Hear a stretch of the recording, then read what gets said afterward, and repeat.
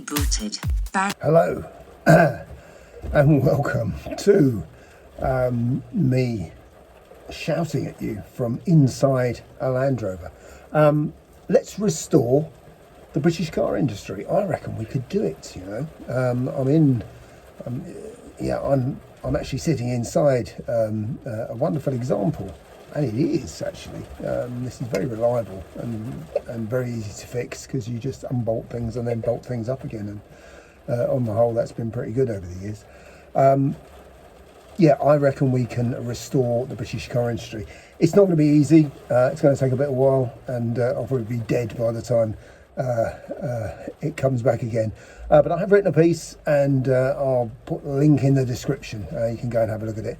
Whereas I sort of predicted, I thought, well, that Amelia woman who's can do anything would be able to restore the British car industry. It would be able to do what we have to do. Quick pay say is really get rid of net zero, and then amazing things start to happen.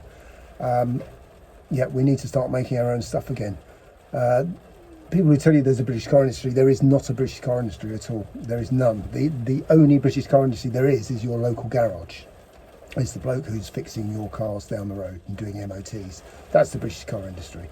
There's a few engineering firms. There's Formula One up to a point. Very clever engineers working in that. But we need to be a lot more focused. And I think that's something that we could do. So, part of my new let's fix everything, even though it's pouring with rain and quite grim, is that we can get some sort of gang together. People who know about cars to start it all over again. We've designed actually some of the best cars ever, including what I'm sitting in. It's one of the best of its type, and I reckon we could do that all over again. So not only is there a new political party to vote for, and I would never tell you who to vote for, but you could restore Britain and you could restore the British car industry. And I think I'm going to go away and do that. But I've got some of the details in this article, what I wrote a little while back, just a couple of weeks ago, which would explain a bit more. But if you've got any bright and breezy plans about how we can do this, it would be great, because this is what we need. We need to start making things in this country if we're going to survive.